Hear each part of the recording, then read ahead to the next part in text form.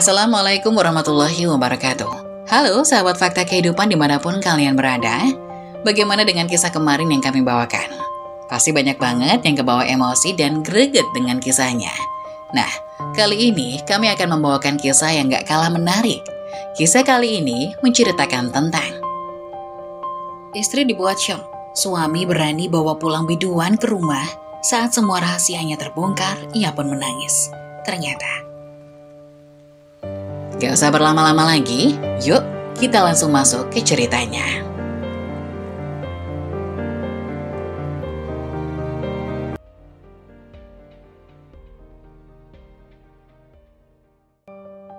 Istri dibuat syok, suami berani bawa pulang biduan ke rumah. Saat semua rahasianya terbongkar, ia pun menangis. Ternyata, namaku Anda. Aku adalah seorang istri dan ibu dari seorang anak laki-laki bernama Bintang. Ia baru berusia 5 tahun. Hidupku terlihat seperti keluarga kecil lainnya, normal, sederhana, dan bahagia. Suamiku Roni bekerja sebagai karyawan di sebuah pabrik, sementara aku bekerja di sebuah instansi pemerintahan sebagai staf administrasi. Setiap pagi dimulai dengan rutinitas yang sibuk. Aku bangun lebih awal dari siapapun, menyiapkan sarapan dan bekal untuk Roni serta Bintang.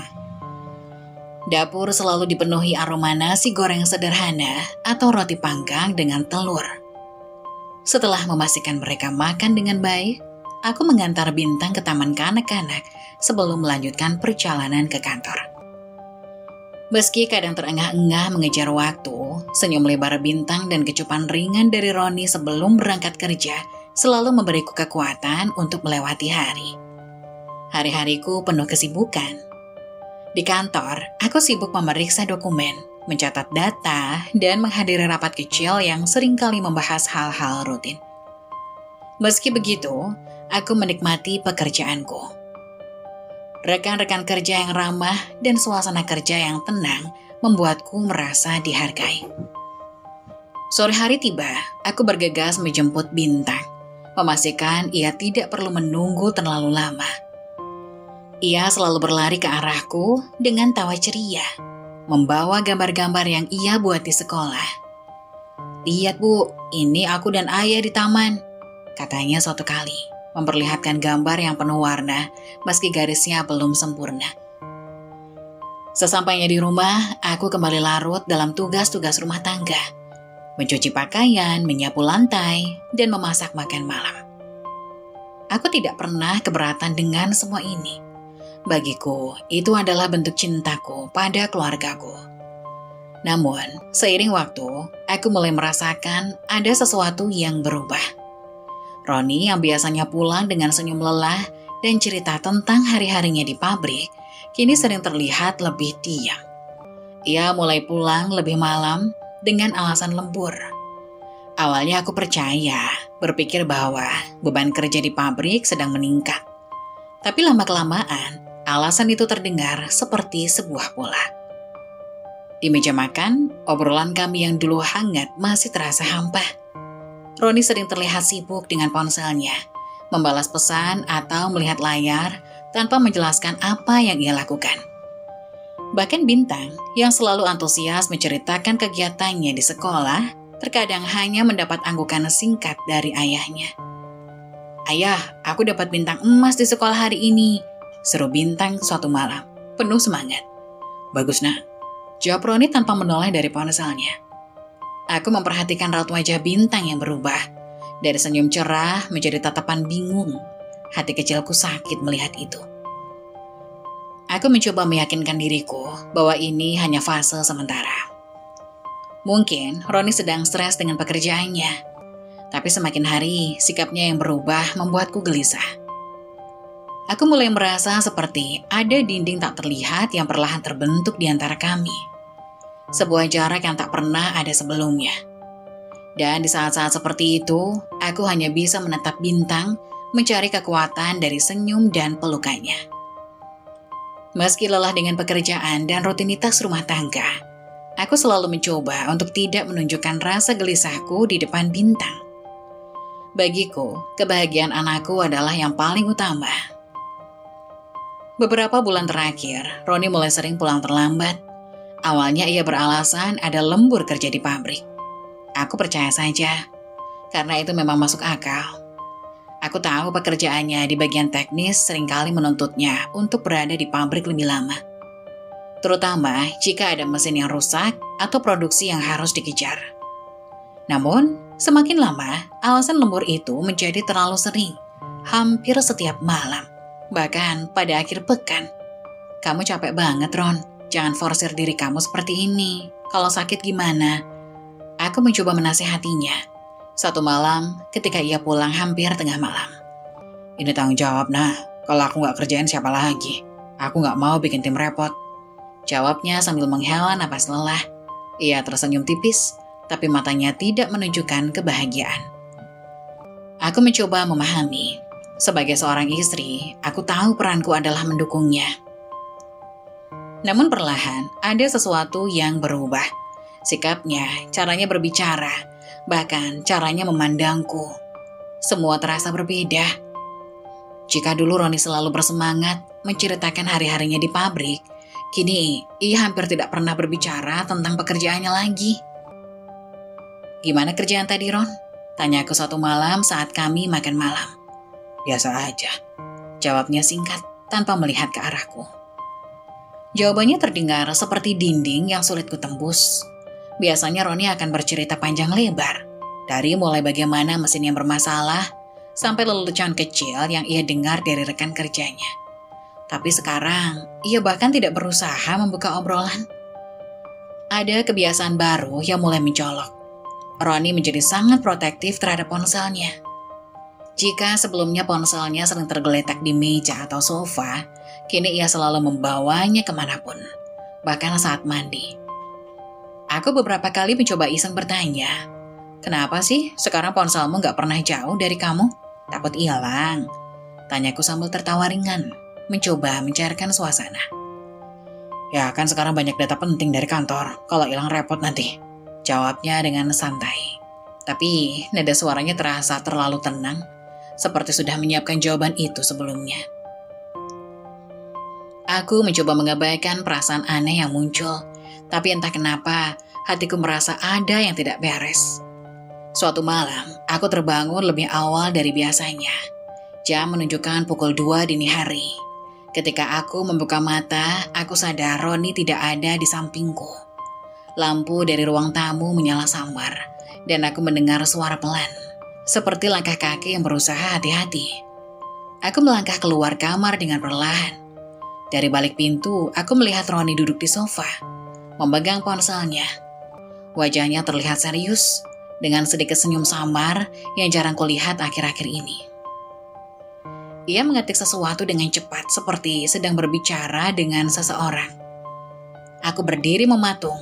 Jantungku berdegup kencang. Siapa yang sedang ia ajak bicara di tengah malam seperti ini? Kenapa ia harus menyembunyikan percakapannya? Aku mencoba menenangkan diriku. Mungkin ini hanya hal biasa. Mungkin itu tentang pekerjaan.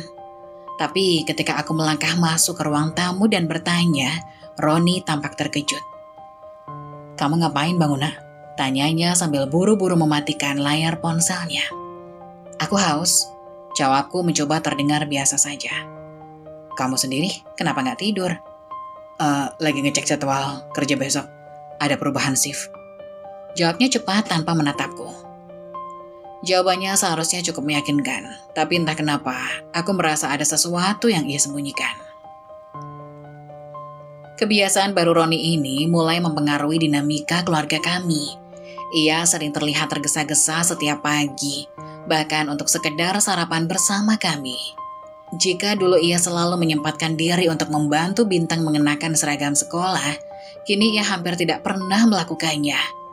Ya, bantu aku pakai sepatu dong, pinta Bintang suatu pagi dengan suara ceria seperti biasanya. Tapi Roni hanya menjawab sambil lalu, minta tolong sama mama ya, ayah buru-buru. Aku melihat ekspresi Bintang yang berubah. Ia berusaha tersenyum, tapi aku tahu ia kecewa. Aku mencoba menggantikan peran Roni semampuku, tapi itu tak sama. Aku tahu Bintang merindukan perhatian ayahnya. Malam itu ketika Bintang sudah tidur, aku mencoba berbicara dengan Roni. Ron, kamu kenapa sih akhir-akhir ini? Kamu nggak kayak biasanya? Tanyaku pelan berusaha menahan emosiku. Apa maksudmu, nak? Roni menjawab tanpa menatapku, sibuk memainkan ponselnya. Kamu jarang ada di rumah, kamu nggak pernah cerita lagi soal kerjaan, kamu berubah. Suaraku mulai bergetar. Roni menghela nafas panjang seperti tidak ingin membahas ini. Aku cuma capek, nah, kamu tahu sendiri, kerjaan gila-gilaan. Aku tahu kamu capek, tapi rasanya bukan cuma itu, Ron. Ada apa sebenarnya? Aku memaksakan diri untuk bertanya lebih jauh, meskipun hatiku terasa berat. Ia tidak menjawab. Ia hanya berdiri, masuk ke kamar dan menutup pintu di belakangnya. Aku duduk di ruang tamu sendirian, mencoba menahan air mata. Malam-malam berikutnya terasa semakin panjang. Aku sering terjaga, memikirkan apa yang sebenarnya terjadi. Apakah aku terlalu curiga? Apakah aku hanya paranoid? Atau apakah benar ada sesuatu yang ia sembunyikan dariku? Setiap perubahan kecil dalam sikap Roni membuat pikiranku terus berputar. Jika ia pulang terlambat, aku bertanya-tanya, apakah ia benar-benar dari pabrik? Jika ia sibuk dengan ponselnya, aku penasaran siapa yang ia ajak bicara. Hati kecilku ingin mempercayainya. Aku ingin percaya bahwa suamiku tetaplah pria yang sama. Pria yang dulu mencintaiku tanpa syarat. Pria yang selalu ada untuk keluarga kami. Tapi kebiasaan-kebiasaan baru ini perlahan-lahan menimbulkan keraguan dalam diriku. Namun lama-kelamaan, alasan lembur berubah menjadi nongkrong bersama teman. Roni bilang, ia butuh waktu untuk bersantai setelah seharian bekerja. Awalnya aku mencoba memaklumi, semua orang kan butuh waktu untuk dirinya sendiri, termasuk Roni. Aku tidak ingin menjadi istri yang terlalu mengekang. Aku cuma mau ngopi sama anak-anak. Gak lama kok, nak. Tanyanya suatu malam sambil tersenyum tipis, seolah mencoba meyakinkanku bahwa itu bukan masalah besar. Aku mengangguk. Meskipun dalam hati ada sedikit keraguan. Selama ini, Roni bukanlah tipe orang yang suka nongkrong terlalu lama. Ia lebih suka menghabiskan waktu di rumah, bermain dengan Bintang atau menonton TV bersamaku. Tapi sekarang, frekuensi ngopi bersama teman ini semakin sering. Setiap kali pergi, Roni selalu bilang tidak akan lama. Tapi kenyataannya, ia sering pulang lewat tengah malam. Ketika aku tanya siapa saja temannya, ia selalu menyebut nama-nama yang sama. Tony, Dika, atau beberapa rekan kerja lainnya. Ngapain sih sampai larut malam? Tanyaku satu kali, mencoba terdengar biasa saja. Ya ngobrol, nak, ngomongin kerjaan, ketawa-tawa aja. Kalau pulang langsung kan sumpek, jadi aku butuh waktu buat refreshing. Jawabnya santai seperti tidak ada yang salah. Aku ingin percaya, aku ingin menjadi istri yang pengertian. Tapi semakin sering ia keluar, semakin banyak pertanyaan yang muncul di kepalaku. Yang membuatku bingung adalah perubahan sikapnya ketika di rumah. Dulu, setelah pulang kerja, Roni selalu menyempatkan waktu untuk bermain dengan Bintang atau membantuku membereskan rumah. Tapi kini, ia lebih sering terlihat lelah atau sibuk dengan ponselnya. Suatu malam, ketika aku meminta bantuannya untuk memasang rak di dapur, ia hanya menjawab singkat. Besok aja, nak, aku capek banget. Namun malam itu juga, setelah makan malam, ia malah bersiap pergi lagi. Kemana lagi, Ron? Tanyaku sambil mencoba menahan nada suaraku agar tidak terdengar kesal. Anak-anak ajak ngopi, cuma sebentar kok. Jawabnya tanpa banyak penjelasan, lalu pergi begitu saja. Aku duduk di meja makan sendirian, menatap piring-piring yang belum sempat dibereskan. Hatiku mulai terasa berat. Perubahan ini juga mulai dirasakan oleh Bintang. Anak kami yang baru berusia 5 tahun seringkali menanyakan keberadaan ayahnya. Ma, ayah kok sering pergi? Aku mau main sama ayah, katanya suatu malam sambil memeluk boneka dinosaurus kesayangannya. Aku terdiam, berusaha mencari jawaban yang tepat. ayah kerja nak, biar kita bisa beli mainan dinosaurus yang kamu suka, jawabku. Meskipun hatiku tahu bahwa itu bukan sepenuhnya benar. Bintang mengangguk kecil, tetapi aku bisa melihat kekecewaan di matanya. Ia merindukan sosok ayahnya yang kini terasa semakin jauh. Ketika kebiasaan Roni ini terus berlanjut, aku merasa perlu bicara dengannya. Suatu malam, saat ia pulang lebih awal dari biasanya, aku mencoba membuka obrolan. Ron, aku gak ngerti, kenapa sih kamu sekarang sering banget keluar malam? Apa nggak bisa nongkrongnya sesekali aja? Tanyaku hati-hati mencoba menahan emosiku. Roni terlihat sedikit kesal. Aku butuh waktu buat diri sendiri, nah. Kamu nggak ngerti apa rasanya kerja seharian di pabrik, terus pulang langsung ditanya ini itu. Jawabannya membuat aku tertegun. Aku tidak bermaksud menekannya, tetapi ucapannya seperti menyalahkanku atas keinginannya untuk sering keluar rumah.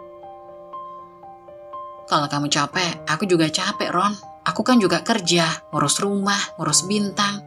Tapi aku gak pernah ninggalin kamu dan Bintang kayak gini. Jawabku dengan suara yang mulai bergetar. Roni hanya menghela napas panjang dan berkata, kamu gak ngerti, nak. Udah, jangan dibahas lagi. Ia masuk ke kamar, meninggalkanku yang masih duduk di ruang tamu dengan hati yang berkecamuk. Malam-malam berikutnya, aku mulai memperhatikan hal-hal kecil yang semakin membuatku bertanya-tanya. Aku pernah melihat pesan singkat di ponselnya yang berbunyi, jadi ketemu malam ini, dari kontak yang bernama Tony. Tapi entah kenapa, perasaanku berkata lain. Pesan itu terasa janggal. Ketika aku tanya apa yang mereka bicarakan, Roni hanya menjawab, cuma ngajak ngopi, gak penting kok. Namun, jawaban itu tidak membuatku tenang. Aku merasa ada sesuatu yang tidak ia ceritakan. Dulu, Roni selalu pulang dengan senyum lebar, membawa cerita-cerita kecil dari tempat kerjanya, atau bahkan sekedar oleh-oleh sederhana seperti gorengan favoritku. Ia selalu menyempatkan diri untuk duduk bersama Bintang, membantunya menyusun kotak mainan, atau bercerita sebelum tidur. Saat malam tiba, kami sering berbicara panjang lebar di ruang tamu, membahas rencana masa depan, atau sekedar mentertawakan hal-hal kecil yang terjadi dalam hidup. Namun kini, semuanya terasa berbeda. Setiap kali Roni pulang, ia langsung menuju kamar, membaringkan tubuhnya dengan wajah lelah, dan lebih sering menghindari percakapan. Jika aku bertanya tentang harinya, ia hanya menjawab singkat. Bahkan, senyuman yang dulu selalu menenangkanku, kini jarang sekali terlihat. Bintang pun mulai merasakan perubahan ini. Ayah gak mau main sama aku lagi ya, Mah? Tanyanya dengan suara polos suatu sore. Ia duduk di lantai ruang tamu, menggenggam balok-balok mainannya. Matanya yang biasanya ceria, kini terlihat suram. Bukan gitu sayang, ayah cuma capek, jawabku. Mencoba memberikan alasan yang membuatnya merasa lebih baik. Meskipun aku tahu, alasan itu tidak sepenuhnya benar. Bintang mengangguk kecil, tetapi ia tetap menunduk. Hatinya yang kecil mulai merasakan jarak-jarak yang semakin lebar antara dirinya dan ayahnya. Perhatiannya padaku juga semakin pudar. Jika dulu ia sering mengecup keningku sepulang kerja atau bertanya tentang hariku, kini semua itu hilang. Roni lebih banyak tenggelam dalam dunianya sendiri, sibuk dengan ponselnya atau memilih untuk segera tidur. Pernah satu malam, ketika aku mencoba berbicara dengannya tentang pekerjaan, ia hanya mendengarkan dengan pandangan kosong. Ron, di kantor tadi aku ada masalah sama data laporan. Aku sampai bingung gimana cara nyelesainnya. Ia hanya mengangguk tanpa memberikan respon berarti. Akhirnya aku menyerah dan memilih diam. Rasanya seperti berbicara pada tembok. Yang paling menyakitkan adalah momen ketika aku menyadari bahwa sentuhan-sentuhan kecil yang dulu selalu ada di antara kami mulai menghilang. Dulu, ia selalu menggenggam tanganku ketika kami berjalan bersama, atau sekedar membetulkan selimutku saat aku tertidur di sofa. Sekarang, Semua itu terasa seperti kenangan yang jauh. Setiap kali Roni pulang, tubuhnya membawa aroma kopi yang kuat. Aku tahu dia sering nongkrong di kedai kopi bersama teman-temannya. Tapi lama-kelamaan, aku mulai bertanya-tanya, apakah itu satu-satunya alasan? Pernah suatu malam, ketika ia pulang larut seperti biasa, aku mencoba mengajaknya berbicara. Ron, kamu kenapa sekarang jadi beda? Kamu jarang ada buat aku sama Bintang, tanyaku dengan hati-hati. Ia terlihat terkejut sejenak, lalu menghela napas panjang. Aku gak beda, nak. Aku cuma lagi sibuk, banyak hal yang bikin capek di kepala. Tapi kamu gak pernah cerita apa-apa lagi ke aku. Kamu sibuk apa sih sebenarnya? Aku mencoba menahan emosiku.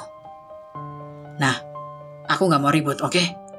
Kalau aku bilang capek, ya capek. Aku gak perlu kasih penjelasan setiap kali aku pulang terlambat. Jawabnya dengan nada yang lebih tinggi dari biasanya. Aku terdiam. Hatiku sakit mendengar jawabannya. Dulu, kami tidak pernah berbicara dengan nada seperti itu. Hari-hari berlalu dan Bintang semakin merasakan kehilangan perhatian dari ayahnya.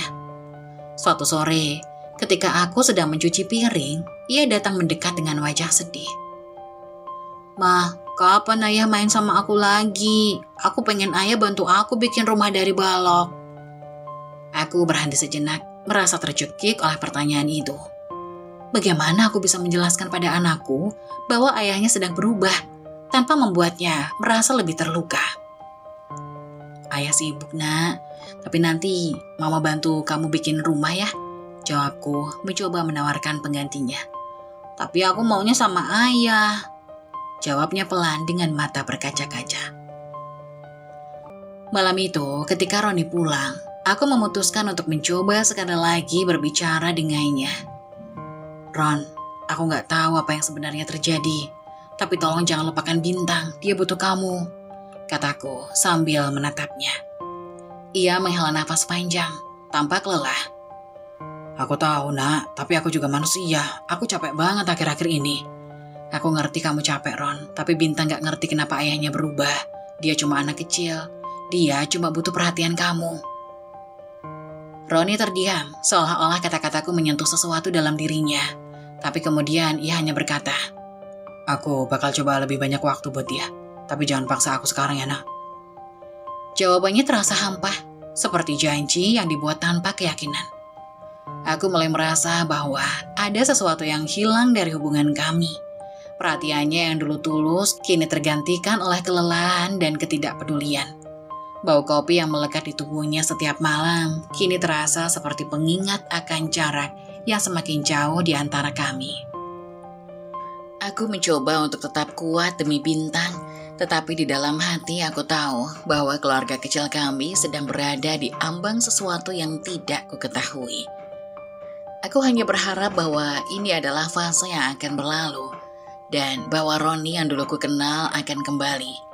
Setiap kali aku mencoba membicarakan perubahan kebiasaannya, Roni selalu mengelak. Seolah-olah pembicaraan itu adalah beban yang ingin ia hindari. Ron, kita bisa bicara sebentar, tanyaku suatu malam ketika Bintang sudah tidur. Ia melirikku sekilas lalu kembali menatap layar ponselnya. Ngomong apa lagi, nak? Aku capek. Aku cuma mau tahu, kamu kenapa belakangan ini? Kenapa kamu sering pulang terlambat? Dan kenapa rasanya kamu jadi jauh? Suaraku melemah, setengah berharap ia akan mendengar dan memahaminya. Roni mendesah panjang, lalu meletakkan ponselnya di meja. Nah, kamu tuh kenapa sih? Aku udah bilang, aku cuma butuh waktu buat santai sama teman-teman. Kenapa harus diperbesar? Bukan soal nongkrongnya, Ron, tapi kamu berubah. Kamu jarang ada buat aku sama Bintang. Aku cuma mau kita kayak dulu. Tatapan Roni berubah, dari yang awalnya tampak lelah menjadi penuh dengan nada defensif. Kamu itu terlalu curiga. Aku gak ngapa-ngapain, nak. Aku cuma nongkrong. Kamu gak percaya sama aku. Aku terdiam, menahan rasa sesak yang tiba-tiba menyeruak. Ini bukan soal percaya atau tidak, tetapi tentang perasaan terabaikan yang semakin hari semakin nyata. Aku percaya, Ron, tapi aku juga istrimu. Aku butuh kamu cerita, aku butuh kamu ada di sini. Bukan cuma secara fisik, tapi juga hati dan pikiranmu. Namun, Roni malah berdiri, mengambil ponselnya dan berjalan ke kamar. Aku gak mau cari ribut. Kalau kamu mau bahas ini terus, aku gak bakal ikut main. Aku hanya bisa duduk di ruang tamu, merasakan air mata menggenang di pelupuk mata. Rasanya seperti berbicara pada tembok. Keesokan harinya aku mencoba lagi. Kali ini saat pagi, ketika suasana rumah menjadi lebih tenang. Ron, kita bisa ngobrol nggak? Aku nggak mau kita terus-terusan kayak gini. Roni menghela nafas, lalu menyesap kopi di cangkirnya. Nah, aku udah bilang, aku nggak ada yang salah. Kamu aja yang terlalu sensitif.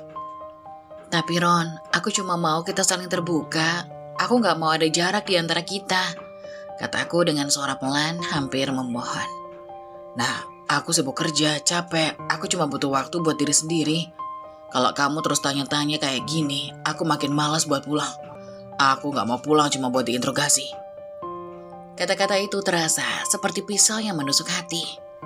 Aku tidak pernah bermaksud menginterogasinya, hanya ingin memahami apa yang sebenarnya terjadi. Tapi ia selalu memutarbalikkan, seolah-olah aku yang salah.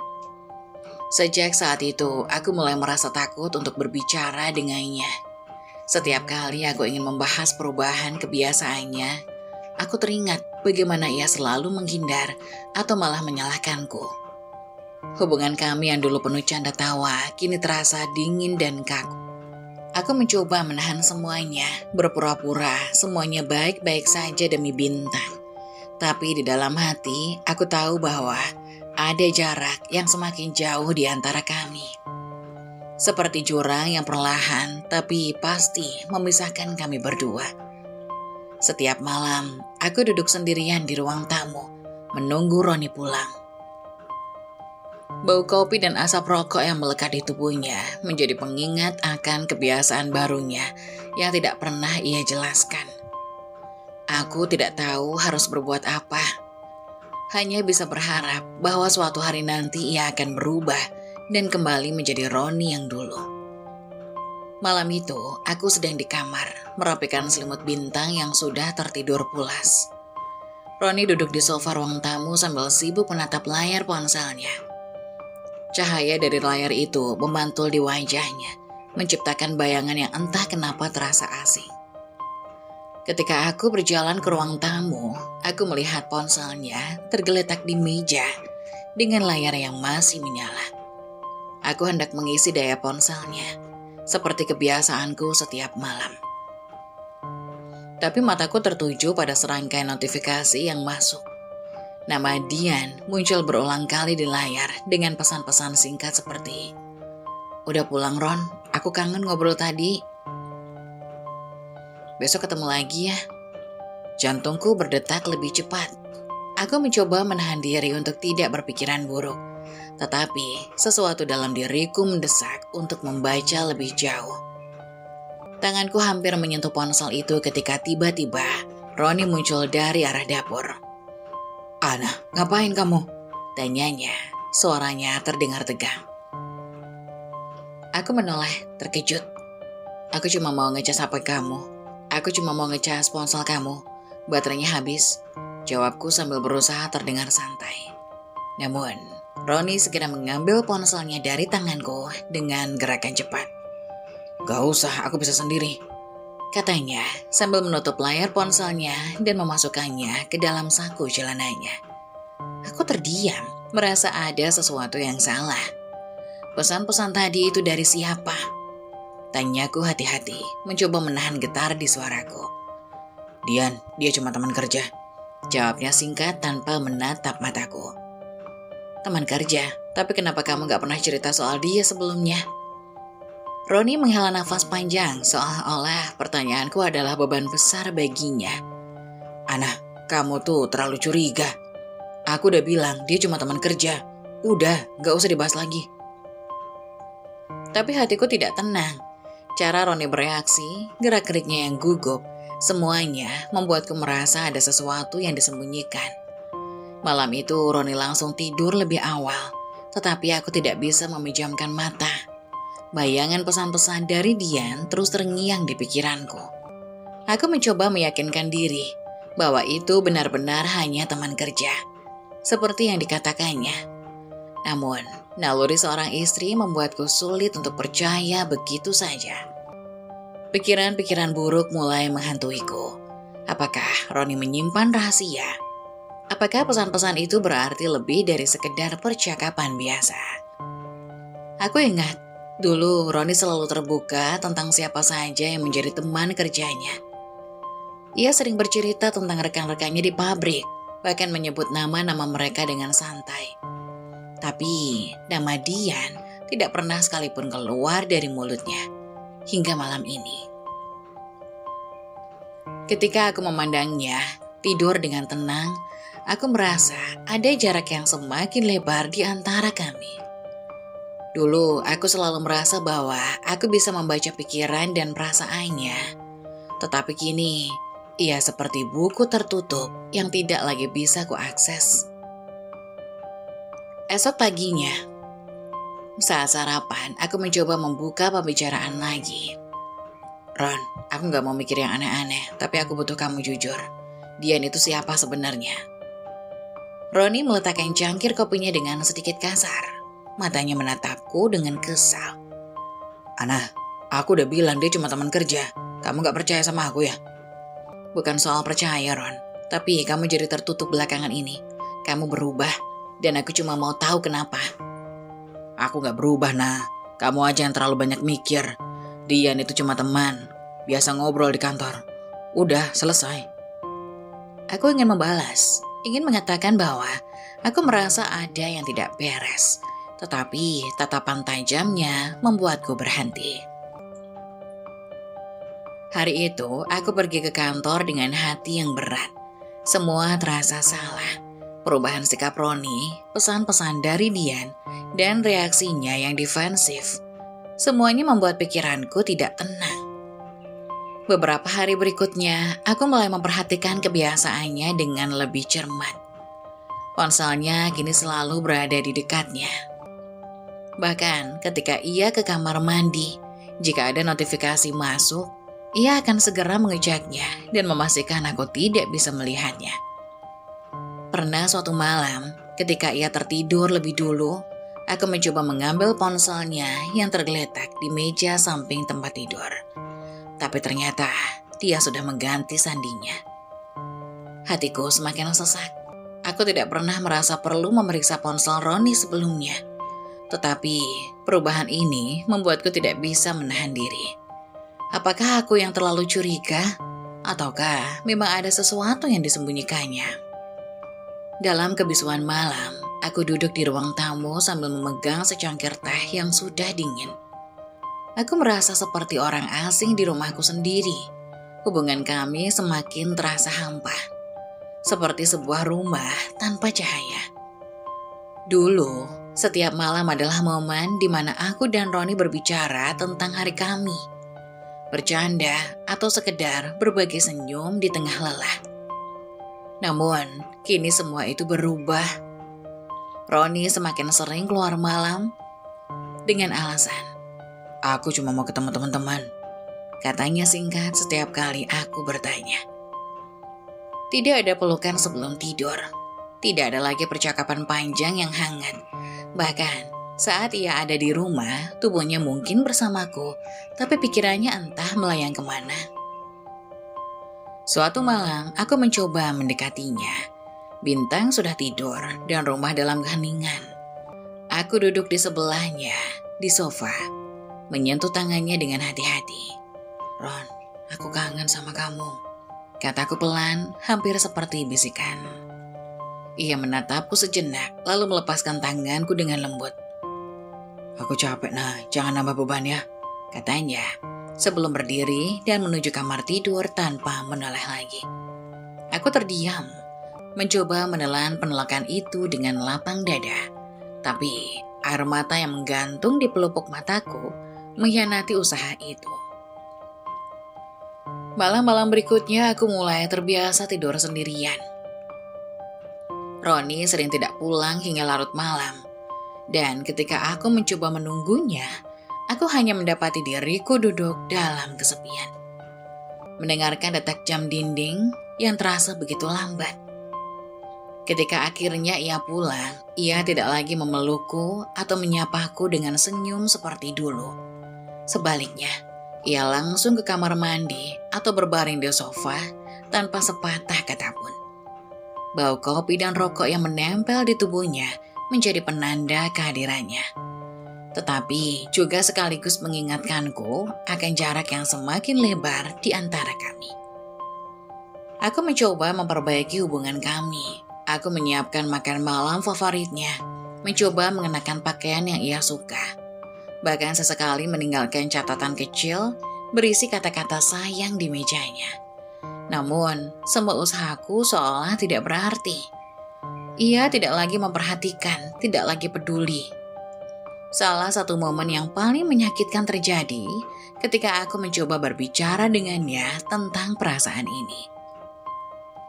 "Ron, apa kita baik-baik saja?" tanyaku suatu malam. Suaraku bergetar karena takut mendengar jawabannya. Roni mendesah tanpa kesal. "Kamu selalu tanya hal yang sama, Ana. Aku gak ngerti kenapa kamu terus berpikir yang aneh-aneh.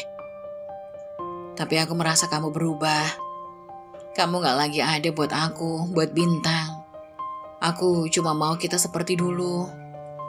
Ia menggelengkan kepala. Matanya menatapku dengan dingin.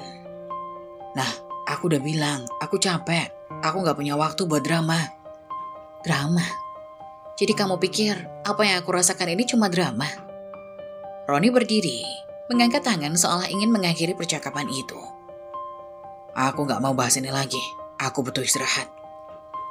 Ia berjalan ke kamar, meninggalkanku duduk sendirian di ruang tamu dengan hati yang terasa retak. Hari-hari berikutnya semakin sulit. Aku merasa seperti sedang hidup bersama orang asing. Setiap kali aku berusaha mendekat, Roni justru semakin menjauh. Bahkan, Bintang mulai merasakan perubahan itu. "Kenapa ayah gak main sama aku lagi, Bu?" tanya Bintang suatu sore ketika ia sedang menggambar di meja makan. Pertanyaan itu menusukku seperti pisau. Aku hanya bisa tersenyum tipis dan mengusap kepalanya. "Ayah lagi sibuk sayang, tapi nanti pasti ayah akan main lagi sama kamu." Namun dalam hati, aku tahu bahwa aku tidak yakin dengan ucapanku sendiri. Aku mulai takut kehilangan Roni sepenuhnya. Setiap malam aku bertanya-tanya, apakah aku yang kurang baik sebagai istri? Apakah ada sesuatu yang salah dalam diriku? Namun semakin aku berusaha mencari jawaban, semakin aku merasa bahwa semua ini bukan hanya tentang aku. Ada sesuatu yang sedang ia sembunyikan, sesuatu yang tidak ingin dia bagi denganku. Namun, semakin aku berusaha mencari jawaban, semakin aku merasa bahwa semua ini bukan hanya tentang aku. Dan itu membuatku semakin takut. Takut bahwa hubungan kami yang dulu penuh cinta dan tawa, kini hanya menjadi kenangan. Sementara yang tersisa hanyalah dingin dan kesepian. Hal itu dimulai seperti hari-hari lainnya, biasa dan tenang. Aku sedang menyiapkan sarapan untuk Bintang ketika tetangga kami, Bu Siti, datang mendekat. Wajahnya tampak serius, dan aku bisa merasakan ada sesuatu yang tidak beres. "Ana, aku gak tahu harus bilang ke siapa," katanya. Suaranya rendah, penuh kehati-hatian, tapi aku rasa kamu perlu tahu. Aku menatapnya bingung. "Ada apa, Bu?" Bu Siti menarik napas panjang sebelum melanjutkan. "Aku lihat Roni di kafe tadi siang. Dia duduk di sana sama seorang wanita. Bukan cuma wanita biasa, Ana. Itu Dian, wanita yang dulu sempat jadi pacarnya katanya." Darahku serasa beku di tubuh. Nama Dian kembali terngiang dalam pikiranku, bersama dengan pesan-pesan yang dulu sempat aku lihat di ponsel Roni. Aku mencoba menenangkan diri, tetapi jantungku berdegup kencang. Apa? Apa kamu yakin itu Dian?" tanyaku, meskipun aku sudah tahu jawabannya. Bu Siti mengangguk pelan. "Aku kenal dia, Ana. Dulu mereka sempat terlihat dekat sebelum Roni menikah sama kamu. Dia biduan terkenal di kota kecil ini. Aku merasa dunia ini berputar lebih cepat dari biasanya. Semua yang terasa samar-samar kini seolah menjadi kenyataan yang tak bisa kuhindari. Aku mencoba menguasai diriku, tetapi kata-kata Bu Siti terus bergema di telingaku. Roni bersama Dian yang dulu pacarnya. Seketika, aku merasa ada lubang besar yang tercipta di hatiku. Setelah Bu Siti pergi, aku berdiri terdiam di dapur, masih mencerna apa yang baru saja aku dengar. Bintang yang sudah selesai makan datang mendekat. "Kenapa, Bu? Kok kelihatan cemas?" tanya Bintang, wajahnya penuh tanya. Aku mencoba tersenyum meski hati ini hancur berkeping-keping. "Gak apa-apa sayang, Mama cuma lagi banyak pikiran." Aku menyelesaikan sarapan untuk Bintang, tetapi setiap gerakanku terasa lambat, seolah-olah tubuhku bergerak di luar kendali. Tubuhku lelah dan pikiranku semakin kacau. Kafe, Dian. Kenapa Roni harus bertemu dengan mantan pacarnya sekarang? Kenapa baru sekarang aku mendengar tentang wanita itu setelah sekian lama? Aku tahu, aku harus berbicara dengan Roni, tapi aku takut. Takut jika aku benar-benar tahu apa yang terjadi. Takut jika pertanyaan-pertanyaan ini akan merusak segalanya. Saat Roni pulang malam itu, seperti biasa ia masuk dengan langkah cepat dan wajah lelah. Aku menatapnya, berusaha menahan emosi yang mulai meledak. "Roni," kataku dengan suara yang lebih rendah dari biasanya, tetapi penuh ketegasan. "Aku dengar kabar tentang kamu." Roni menoleh dengan cepat, matanya terkejut. "Apa maksudmu?" "Aku dengar kamu tadi siang di kafe dengan Dian," jawabku, memandangnya langsung ke matanya. "Kenapa kamu gak cerita kalau kamu masih ketemu dia?" Wajah Roni langsung berubah, ekspresinya gelisah. Ia mencoba tersenyum, tetapi aku bisa melihat ketegangan di wajahnya. "Ana, itu bukan seperti yang kamu pikirkan. Dia cuma teman lama." "Teman lama? Kenapa kamu gak bilang kalau kamu masih berhubungan dengannya?" Aku bertanya dengan suara yang mulai bergetar. "Kenapa kamu gak pernah cerita tentang dia? Apa yang sebenarnya terjadi, Ron?" Roni menarik napas panjang, tampak bingung dan tertekan. "Ana, itu bukan apa-apa. Aku cuma ngobrol sama dia, itu saja." Aku bisa merasakan ada sesuatu yang sangat salah. Ada kebohongan yang mencoba disembunyikan. "Kamu yakin itu cuma ngobrol?" tanyaku, merasa seolah aku sudah tahu jawabannya. Roni mengalihkan pandangannya. Matanya tidak lagi menatapku dengan penuh keyakinan seperti dulu. "Aku cuma ngobrol, Ana. Kenapa kamu harus pikir yang lain?" Aku merasa lidahku keluh, seolah kata-kata yang tepat untuk mengungkapkan perasaanku hilang begitu saja. Namun, satu hal yang jelas di pikiranku, ada sesuatu yang tidak beres, dan Roni sedang berusaha menutupinya. Hatiku terasa hancur. Roni, suamiku, orang yang aku percayai, ternyata menyimpan rahasia besar dariku. Apakah aku hanya buta? Apakah aku terlalu percaya bahwa semuanya baik-baik saja? Aku melihatnya berdiri di sana, mencoba membela diri. Tetapi, aku tidak bisa lagi melihatnya seperti dulu. Semua perasaan yang tadinya penuh dengan cinta dan pengertian, kini terkoyak begitu saja. Aku ingin bertanya lebih banyak, ingin tahu lebih banyak tentang hubungannya dengan Dian. Tapi, kata-kata itu berhenti di bibirku. Aku takut jika aku menggali lebih dalam, aku akan menemukan kebenaran yang lebih buruk. Setelah percakapan malam itu, aku merasa semakin tak tenang. Apa yang dulu terasa samar kini mulai terlihat jelas. Seolah-olah ada potongan-potongan puzzle yang selama ini tersembunyi. Kini mulai membentuk gambaran yang tak bisa lagi disangka. Aku mulai memperhatikan lebih seksama setiap hal kecil yang ada di sekitar rumah. Barang-barang yang tidak biasa, perasaan yang tidak biasa, dan kebiasaan-kebiasaan Roni yang semakin membuatku curiga.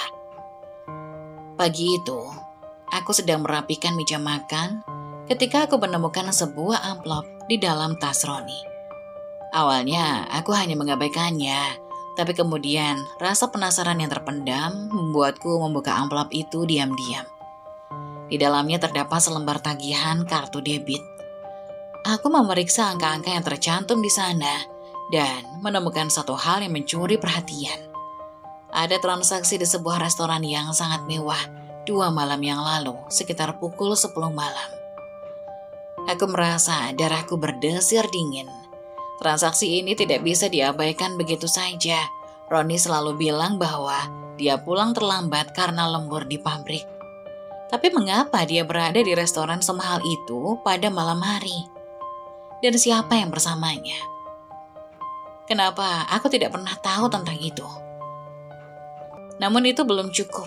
Aku merasa perlu mencari lebih banyak bukti untuk benar-benar memahami apa yang terjadi. Hari itu, saat Roni pergi untuk mengurus beberapa urusan luar rumah, aku memutuskan untuk memeriksa jaketnya yang tergantung di lemari. Aku terkejut ketika menemukan aroma parfum yang sangat kuat menempel di sana. Aroma yang tidak pernah kuhirup sebelumnya. Aroma parfum wanita. Aroma itu seperti cambuk yang menyentak pikiranku. Bukan parfum milikku, bukan parfum milik Bintang yang mungkin menempel pada pakaian Roni setelah ia bermain dengannya. Ini adalah parfum yang asing, yang pasti milik seorang wanita lain. Aku merasakan ketegangan di dadaku, seolah ada beban berat yang tiba-tiba mengempakku. Semua petunjuk yang sebelumnya hanya bayangan kini mulai terungkap dengan jelas. Pukul 4 sore Roni pulang. Aku menunggunya di ruang tamu, mencoba menahan amarah dan kekecewaan yang menggunung. Ketika ia memasuki rumah, aku sudah memutuskan untuk tidak lagi menutup mata terhadap kenyataan. Ada apa, Nak? Roni bertanya dengan nada bingung melihat ekspresiku yang berubah. Aku berdiri mendekatinya dengan perlahan, dan tanpa berkata apa-apa, aku mengangkat jaketnya dan menunjukkan kepadanya.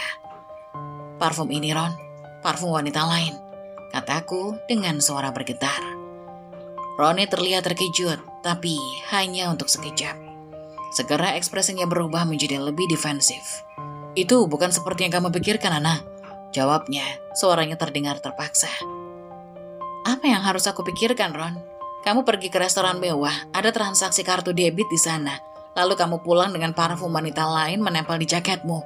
Apa yang harus aku pikirkan, selain kenyataan bahwa kamu sedang menyembunyikan sesuatu dariku? Tanyaku. Suaraku makin meninggi. Ia mengalihkan pandangan dan aku bisa melihat rasa bersalah di matanya. Meskipun ia berusaha keras untuk menutupinya. Ana, itu cuma teman kerja. Dia hanya mengajakku makan malam untuk membahas pekerjaan. Tidak ada yang lebih dari itu, katanya berusaha meyakinkanku. Tapi aku sudah tidak bisa lagi percaya begitu saja. Segala alasan yang ia berikan terasa semakin tipis, semakin rapuh di hadapanku. Kenapa dia harus bertemu dengan Dian sampai malam? Kenapa harus makan malam di tempat mewah? Dan kenapa parfum wanita itu ada di jaketnya? Semua pertanyaan itu menggantung tanpa jawaban yang memadai. Aku mengambil napas dalam-dalam, berusaha menenangkan diri. Jangan bohong lagi, Roni. Aku sudah tahu semuanya. Kamu tidak perlu melanjutkan kebohongan ini. Roni terdiam. Wajahnya berubah kelambu. Aku bisa melihat bahwa ia tahu. Kali ini, ia tidak ingin lagi mengelak. Keheningan yang mencekam memenuhi ruang tamu. Membuat kami berdua merasa seperti dua orang asing yang tidak saling mengenal. Aku mulai merasakan kekecewaan yang begitu mendalam. Menghancurkan segala cinta yang pernah kupertahankan. Aku hanya bisa bertanya-tanya, bagaimana bisa hubungan kami yang pernah kami bangun dengan begitu banyak harapan, kini sekarang terancam hancur begitu saja oleh kebohongan dan ketidakjujuran. Kepercayaan yang selama ini kupertahankan, kini terbakar habis. Dan aku harus menghadapi kenyataan pahit bahwa mungkin cinta yang aku percayai selama ini hanyalah sebuah bayangan. Suasana di rumah semakin tegang. Setiap detik yang berlalu semakin menambah beban di hatiku. Aku merasa jantungku berdegup begitu cepat sementara pikiranku dipenuhi dengan segala kebohongan yang kini terungkap di hadapanku. Tidak ada lagi kata-kata manis dari Roni, tidak ada lagi alasan yang bisa aku terima. Aku merasa terperangkap dalam kebingungannya, dan aku tidak bisa lagi diam. Aku memandangnya dengan mata penuh amarah, berusaha menahan air mata yang ingin jatuh. Roni, kamu gak bisa terus seperti ini. Kamu tidak bisa terus berbohong dan berharap aku gak tahu. Apa kamu pikir aku bodoh? Ujarku dengan suara yang hampir pecah. Roni yang sebelumnya terlihat terkejut, kini menatapku dengan wajah yang penuh kemarahan.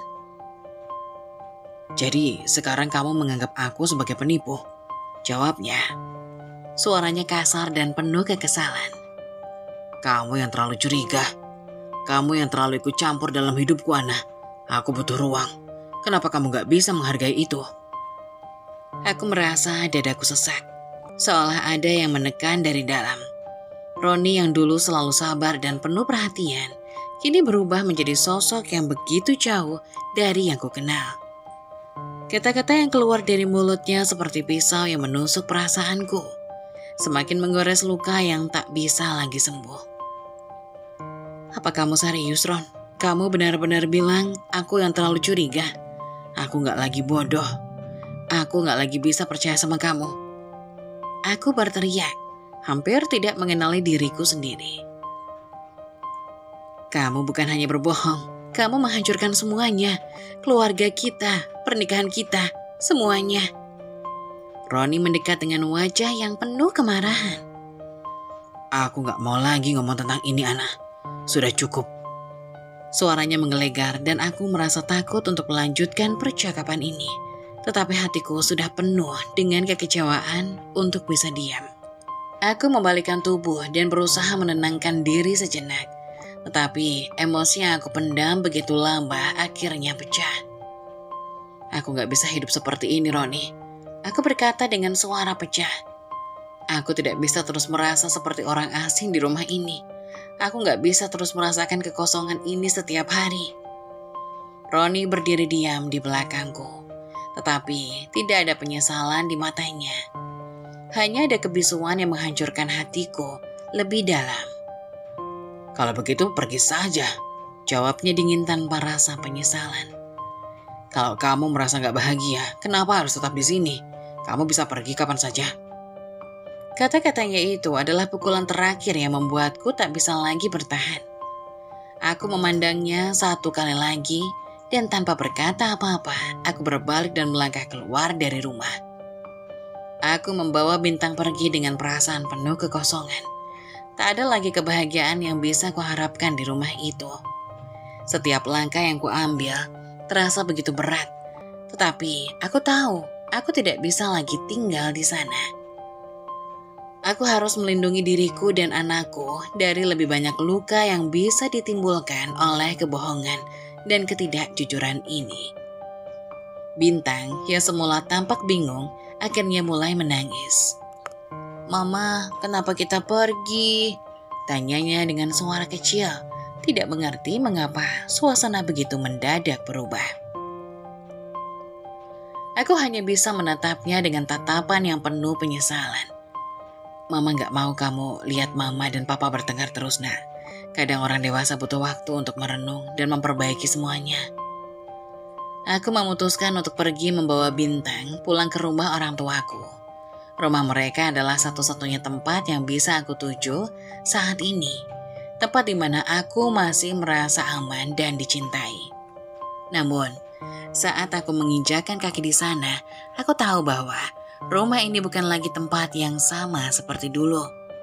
Aku sudah berubah dan hubungan kami juga telah berubah. Orang tuaku melihatku datang dengan mata penuh keprihatinan. Ibu langsung mendekat dan memelukku erat. Ana, kenapa? Apa yang terjadi? Tanyanya dengan suara lembut. Namun aku tahu, dia tahu ada sesuatu yang salah. Aku hanya bisa menangis dalam pelukannya, merasakan beratnya beban yang kini terpaksa aku tanggung. Bintang yang berada di pelukanku hanya bisa terdiam, mungkin merasa kebingunganku yang semakin membesar. Ibu mengusap punggungku, mencoba menenangkanku. Jangan khawatir nak, kamu dan Bintang akan baik-baik saja. Kami ada untuk kalian. Namun, dalam hatiku, aku merasa tidak ada yang bisa memperbaiki luka yang tergores begitu dalam. Aku tidak tahu apakah ada jalan kembali untukku dan Roni. Yang aku tahu, saat ini aku harus berjuang untuk diriku sendiri dan untuk anakku. Sebuah perjalanan panjang menanti, dan aku tidak tahu apakah aku masih bisa menemui kebahagiaan di ujungnya. Malam itu setelah beberapa hari di rumah orang tuaku, aku merasa sedikit lebih tenang, meskipun hatiku masih penuh dengan keraguan dan pertanyaan. Rasa kecewa yang kualami belum sepenuhnya hilang, tetapi aku tahu aku perlu menyelesaikan semuanya. Aku tidak bisa hidup dalam kebingungan lebih lama lagi. Aku memutuskan untuk kembali ke rumah, meskipun langkahku terasa berat. Tidak ada yang tahu bahwa aku akan kembali malam itu. Bahkan Roni sendiri tak tahu. Aku hanya ingin mengambil beberapa barang-barang penting, pakaian, dokumen, dan barang-barang yang memang harus kuambil. Aku sudah memutuskan, aku tidak akan kembali lagi ke rumah itu selamanya jika kenyataan yang kuhadapi tetap sama. Sesampainya di rumah, aku merasa ada ketegangan yang menyelimuti udara. Rumah yang dulunya penuh dengan tawa, kini terasa kosong. Suara langkah kakiku terdengar bergema saat aku masuk. Aku berjalan ke kamar, berusaha menghindari bertemu dengan Roni yang mungkin saja masih belum pulang. Namun tak lama setelah aku membuka lemari dan mulai mengambil barang-barangku, terdengar suara pintu yang terbuka dari luar. Aku terkejut dan berbalik, melihat Roni berdiri di ambang pintu dengan wajah yang cemas. Matanya sedikit terbelalak, seolah tidak percaya aku kembali. "Ana, kamu kenapa datang malam-malam begini?" Suaranya terdengar bingung dan mungkin sedikit terkejut. Aku berdiri di sana, menatapnya, berusaha tetap tenang meskipun hatiku penuh dengan perasaan campur aduk. "Aku hanya ingin mengambil beberapa barang, Roni," jawabku dengan suara datar, mencoba menahan amarah yang ingin meledak. Aku tidak bisa terus tinggal di tempat ini tanpa tahu apa yang sebenarnya terjadi. Roni menghela napas panjang dan mendekat. "Ana, kita bisa bicara baik-baik. Aku nggak ingin semuanya berakhir seperti ini." Namun aku tidak bisa lagi mendengarkan kata-katanya. Kebohongannya sudah cukup banyak, dan sekarang aku ingin tahu kebenaran. "Kamu tahu apa yang membuat semuanya berakhir, Ron?" kataku dengan tajam. "Kamu sudah membuat keputusan sendiri, dan aku sudah tidak bisa lagi mempercayai apapun yang kamu katakan." Roni diam, tampak bingung dan tidak tahu harus berkata apa. Tapi aku tahu aku tidak bisa menunggu lebih lama lagi. Aku berjalan menuju meja rias, membuka laci kecil, dan menemukan sebuah benda kecil yang membuat dadaku terasa sesak. Itu adalah cincin kawin kami yang sudah lama hilang. Aku ingat jelas, beberapa minggu yang lalu aku mencarinya di rumah, tapi tidak menemukannya. Kini aku menemukannya tergeletak di laci itu seolah tanpa arti. Aku memandang cincin itu, kemudian menatap Roni. "Kenapa cincin ini ada di sini, Ron?" tanyaku dengan suara yang lebih tenang daripada yang aku rasakan. "Kenapa kamu menghilangkannya lalu menyimpannya begitu saja?" Wajah Roni seketika memucat dan ia tampak seperti kehilangan kata-kata. Beberapa detik berlalu dalam diam dan aku bisa merasakan ketegangan yang menebal di antara kami. "Ana," Roni akhirnya bersuara dengan suara serak. "Aku minta maaf, aku nggak tahu harus mulai dari mana." Namun, aku sudah tahu kemana arah percakapan ini. "Aku sudah cukup mendengar alasan Ron," kataku dengan suara yang penuh luka. "Semua ini hanya konfirmasi dari apa yang sudah aku curigai selama ini." Roni mencoba mendekat, ingin meraih tanganku, tetapi aku menghindar. "Jangan sentuh aku," ujarku dengan tegas. Meskipun dalam hati, aku merasa begitu rapuh. "Kamu sudah membuat pilihan. Sekarang, kamu harus menghadapi konsekuensinya." Dia mundur memandangku dengan mata yang penuh penyesalan. Tetapi aku sudah tidak bisa lagi melihatnya dengan cara yang sama. Ana, aku benar-benar minta maaf. Aku hilaf. Dian bukan siapa-siapa. Dia hanya teman lama. Aku tahu aku salah, tapi kamu juga harus percaya aku tidak ingin kehilanganmu. Aku tertawa sinis. Iris mendengar kata-katanya. Tidak, Ron. Ini bukan tentang kehilangan atau tidak. Ini tentang apa yang sudah kamu lakukan selama ini. Apa yang sudah kamu sembunyikan dariku. Kamu sudah mengkhianati kepercayaan yang aku berikan kepadamu. Aku merasa seolah beban berat yang selama ini ada di hatiku akhirnya mulai terlepas. Meskipun rasa sakitnya masih terasa begitu tajam. Aku memandang Roni sekali lagi dan kali ini aku merasa tak ada lagi yang tersisa untuk diselamatkan. Aku sudah membuat keputusan, Ron. Aku akan pergi dan aku akan membawa Bintang. Roni hanya bisa menunduk. Wajahnya penuh penyesalan. Tapi aku tahu itu sudah tidak ada artinya lagi. Ana, tolong jangan pergi. Katanya hampir putus asa. Aku akan berubah, aku janji. Aku akan memperbaiki semuanya. Aku hanya menggelengkan kepala sambil menahan air mata. Sudah terlambat, Roni. Aku sudah tidak bisa lagi mempercayaimu. Aku hanya ingin kamu tahu aku akan baik-baik saja. Dan Bintang, dia akan baik-baik saja tanpa kebohongan ini. Aku meninggalkan rumah itu malam itu juga membawa Bintang bersamaku. Roni tetap berdiri di sana memandangku dengan tatapan kosong yang menandakan penyesalan yang datang terlambat.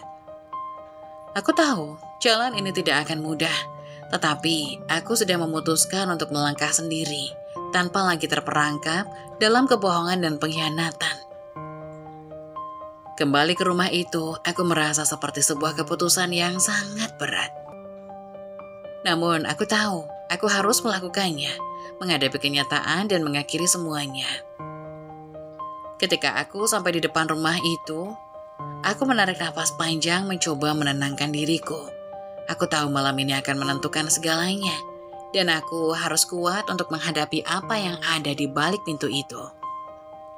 Namun, apa yang kutemui jauh lebih menghancurkan daripada yang bisa kubayangkan.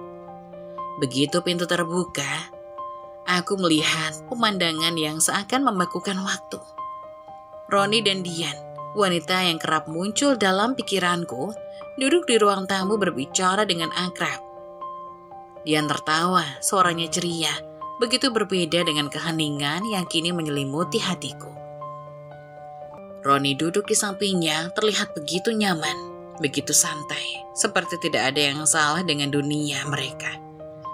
Ketika pandanganku bertemu dengan mata Roni, ekspresinya berubah drastis.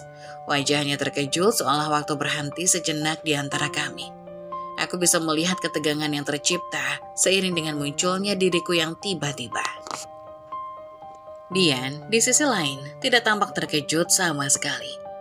Ia justru tersenyum penuh seolah tahu bahwa aku akan datang dan seolah sudah mempersiapkan diri untuk menyambutku.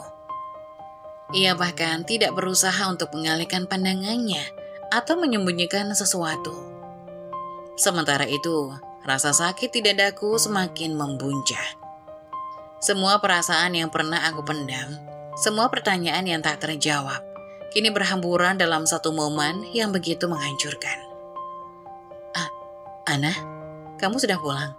Kata Dian dengan suara ringan seperti mengabaikan fakta bahwa aku sedang berdiri di depan mereka berdua dengan hati yang hancur. Aku terdiam sejenak, hampir tidak percaya dengan apa yang kulihat. Roni yang biasanya menjadi pelindungku, sekarang berdiri di samping wanita ini, berbicara dengannya seakan semuanya baik-baik saja. Sementara aku merasa seperti kehilangan pijakan. Dunia yang selama ini kulihat dengan penuh cinta dan kebahagiaan, kini berubah menjadi reruntuhan yang tak bisa kubenahi. Apa yang terjadi, Ron? Suaraku bergetar, tidak bisa menahan emosi yang mulai meluap begitu saja. Apa yang kamu lakukan di sini dengan dia? Roni berdiri, terbata-bata mencoba mencari kata-kata, tapi tak kunjung mendapatkan jawaban yang tepat. Dian dengan senyuman yang sama sekali tidak menunjukkan penyesalan, bangkit dari tempat duduknya dan mendekat. Mungkin sudah waktunya kamu tahu, Ana, katanya dengan nada yang menantang. Aku dan Roni sudah lama saling mengenal, dan apa yang kamu lihat ini hanya sebagian kecil dari kenyataan. Hatiku terhimpit oleh kata-kata itu, dan aku merasa dunia yang kukenal selama ini mulai runtuh seketika. Jadi, ini yang kamu sembunyikan selama ini, Ron? Tanyaku berusaha menahan amarah dan rasa sakit yang semakin dalam. Ini yang kamu lakukan di belakangku. Ini yang selama ini kamu sembunyikan. Roni menunduk, tidak mampu menjawab. Matanya yang biasanya penuh kasih, kini tampak kosong, seperti kehilangan arah. Aku tidak tahu apakah dia merasa bersalah atau hanya bingung dengan semua yang terjadi. Namun, yang pasti, aku sudah tak bisa lagi mempercayainya.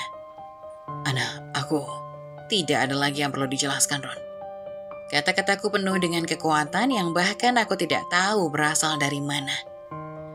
Aku sudah cukup. Semua kebohongan yang kamu lakukan, semua pengkhianatan yang kamu sembunyikan, itu sudah cukup untuk membuatku mengerti.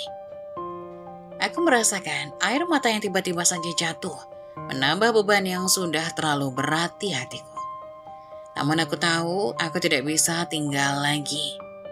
Aku tidak bisa menghabiskan waktu lebih lama lagi di tempat yang sudah tidak ada lagi kepercayaannya. Aku sudah tidak mau lagi tinggal di sini, kataku pelan namun tegas. Aku akan pergi, dan aku akan membawa Bintang.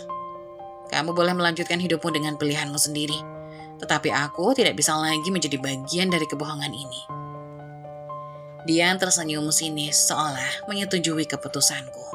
Sementara Roni hanya bisa terdiam, tidak tahu harus berbuat apa. Tapi aku sudah memutuskan. Keputusan ini sudah matang. Aku berjalan keluar dari rumah itu tanpa menoleh lagi ke belakang. Pandanganku kabur, namun langkahku tetap pasti. Hatiku begitu berat, tetapi aku tahu bahwa ini adalah langkah terbaik bagi diriku dan Bintang.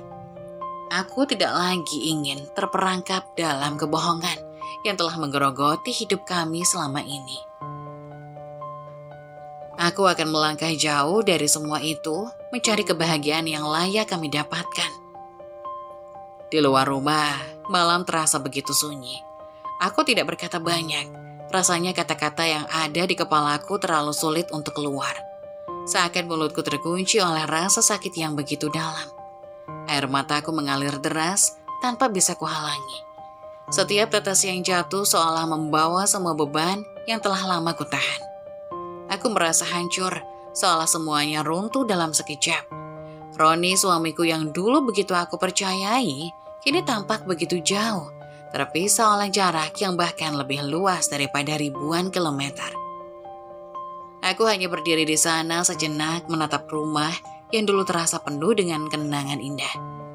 Disinilah aku pernah mengharapkan kebahagiaan bersama Roni dan Bintang. Disinilah aku membangun masa depan yang tampaknya begitu cerah. Sebelum semua itu pecah karena kebohongan dan pengkhianatan. Tapi sekarang, semua ini terasa kosong dan beku. Tidak ada lagi tawa, tidak ada lagi cinta yang mengikat kami. Hanya ada rasa sakit yang mendalam di dalam hati. Aku mengambil barang-barangku dengan tangan gemetar. Beberapa pakaian, beberapa mainan Bintang yang selalu membuatnya tersenyum, dan barang-barang penting lainnya. Aku tidak bisa tinggal lagi di tempat ini. Tidak ada lagi yang bisa kupertahankan di sini.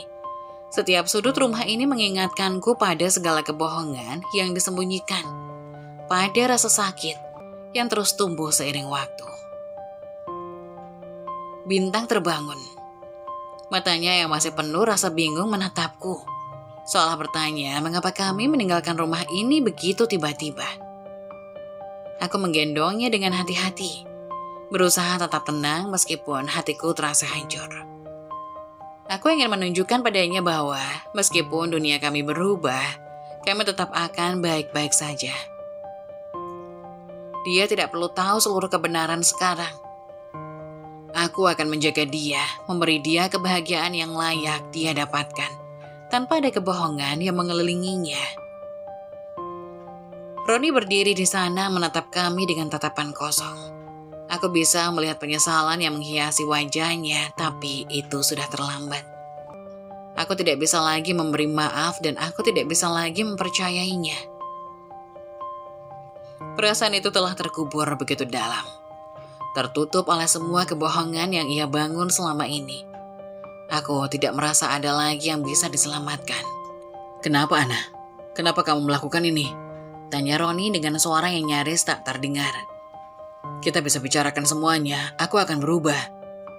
Aku menatapnya dengan mata yang basah oleh air mata. Namun, suaraku tetap tegas. Aku sudah tidak bisa lagi, Roni. Ini sudah terlalu jauh. Aku tidak bisa terus hidup dengan kebohongan. Aku ingin kebahagiaan. Aku ingin kedamaian dan aku tidak akan mendapatkannya di sini. Kata-kataku terdengar sangat berat. Seakan-akan setiap hurufnya menambah beban yang ada di hatiku. Tetapi aku tahu ini adalah keputusan yang benar. Sudah cukup. Semua kebohongan, semua pengkhianatan, semuanya telah menghancurkan apa yang kami bangun bersama. Aku tidak bisa lagi melanjutkannya. Aku sudah lelah. Aku melangkah keluar dari rumah itu membawa Bintang bersamaku. Kami meninggalkan rumah yang pernah penuh dengan kebahagiaan, yang kini hanya menyisakan kenangan pahit. Aku tidak menoleh ke belakang karena aku tahu jika aku melakukannya, aku akan kembali terjerat dalam kebingunganku. Aku harus melangkah maju meskipun jalan di depan terasa begitu gelap dan tak pasti. Bintang yang masih dalam pelukanku hanya diam. Tapi aku bisa merasakan dia merasa bingung. Aku menggenggamnya lebih erat, berjanji pada diriku sendiri bahwa aku akan memberikan yang terbaik untuknya. Apapun yang terjadi, kami akan mulai lagi di tempat yang baru. Dengan kehidupan baru yang lebih baik, jauh dari pengkhianatan yang telah menghancurkan segalanya. Dalam keheningan malam itu, aku tahu satu hal yang pasti. Aku telah membuat keputusan untuk diri sendiri. Juga kami berdua. Ini adalah akhir dari pernikahan kami, dan ini adalah awal dari kehidupan yang baru. Keputusan itu tidak datang dengan mudah, tetapi aku tahu ini adalah langkah yang benar. Aku hanya berharap suatu saat nanti Bintang akan memahami mengapa aku harus mengambil langkah ini. Karena apapun yang terjadi, aku akan selalu melindunginya. Beberapa minggu setelah aku menggugat cerai, aku sedang duduk di ruang tamu rumah orang tuaku, menikmati sore yang tenang. Ketika terdengar suara ketukan pelan di pintu. Aku terkejut, tidak mengira akan ada yang datang ke dalam rumah. Ketika pintu terbuka, aku melihat sosok yang sangat aku kenal, Roni. Suamiku yang dulu. Wajahnya tampak lelah dan sembab. Matanya merah seperti habis menangis. Selama beberapa detik, kami hanya saling menatap dalam keheningan. Seolah tidak tahu harus berkata apa. Aku bisa merasakan rasa cemas dan penyesalan yang begitu kuat di udara. Meskipun aku tahu ini bukan kali pertama dia berusaha meminta maaf. Ana. Suara Roni bergetar. Dan aku melihat dia menarik napas dalam-dalam sebelum melanjutkan. Aku salah, aku hilaf. Kata-katanya yang terucap dengan kesedihan yang begitu mendalam.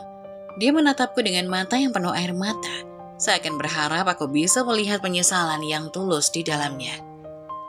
Aku tidak bisa hidup tanpamu dan Bintang, kumohon kembalilah. Aku berdiri diam, merasakan hatiku tercekat. Aku tahu Roni ingin aku mendengar penyesalannya, tetapi di saat itu, aku tidak bisa merasakannya dengan cara yang sama lagi.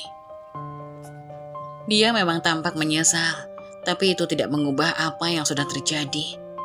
Aku mengingat betul betapa sakitnya melihatnya bersama wanita lain. Betapa hancurnya hati ini saat aku mengetahui semua kebohongan yang telah ia sembunyikan. Aku mengangkat kepala dan menatapnya langsung. Tak ada sedikit pun keraguan dalam mataku. Roni, kataku tegas, suara yang lebih kuat dari yang aku kira. Kesempatan itu sudah kamu sia-siakan. Aku sudah memberikan begitu banyak waktu dan kesempatan untukmu. Tapi apa yang kamu lakukan? Kamu menghancurkan segalanya. Aku melangkah mundur sedikit, merasakan setiap langkah penuh kepastian. Aku dan Bintang akan baik-baik saja tanpamu. Aku sudah cukup terluka. Aku sudah memutuskan dan aku tidak akan kembali. Aku bisa melihat tubuh Roni yang semakin tampak lemas, seakan-akan semua energi hilang dari dirinya. Dia terdiam kemudian perlahan menundukkan kepala. Air matanya jatuh begitu saja tanpa bisa dia tahan. Aku bisa merasakan betapa hancurnya dia, tapi aku juga tahu, saat itu juga rasa sakitku jauh lebih dalam. Aku tidak bisa lagi mempercayainya. Dan yang lebih penting, aku tidak ingin kembali ke dalam hubungan yang sudah tak bisa lagi diperbaiki. Roni berlutut di depan pintu, wajahnya penuh penyesalan. Tangannya terangkat seperti ingin memegangiku, tetapi aku mundur dengan lembut. Aku tidak ingin membiarkan dia masuk lagi ke dalam hidupku, baik secara fisik maupun emosional. Aku sudah menutup pintu untuknya selamanya. Hari itu, ketika aku menutup pintu di hadapannya, aku merasa ada sebuah kelegaan yang tidak pernah aku rasakan sebelumnya. Keputusan ini memang berat dan air mata yang mengalir sepanjang hari itu menunjukkan betapa sulitnya aku untuk sampai pada titik ini. Namun di dalam hatiku aku tahu ini adalah keputusan yang tepat. Aku pantas mendapatkan kehidupan yang lebih baik, kehidupan yang bebas dari pengkhianatan, kebohongan, dan rasa sakit. Aku menatap Roni yang masih duduk di depan pintu, menahan tangisannya, dan meski hati kecilku merasa kasihan, aku tahu inilah yang terbaik untuk kami semua. Jangan cari aku lagi, Ron, kataku dengan suara yang lebih tenang meskipun perasaan di dalam hatiku bertabrakan. Semua ini sudah berakhir.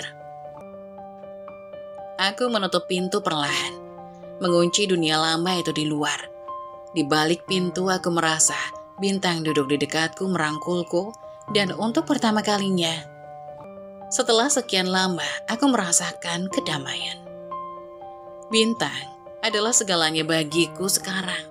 Dia adalah sumber kekuatan dan kebahagiaanku. Aku tahu bahwa aku akan memberikan yang terbaik untuknya.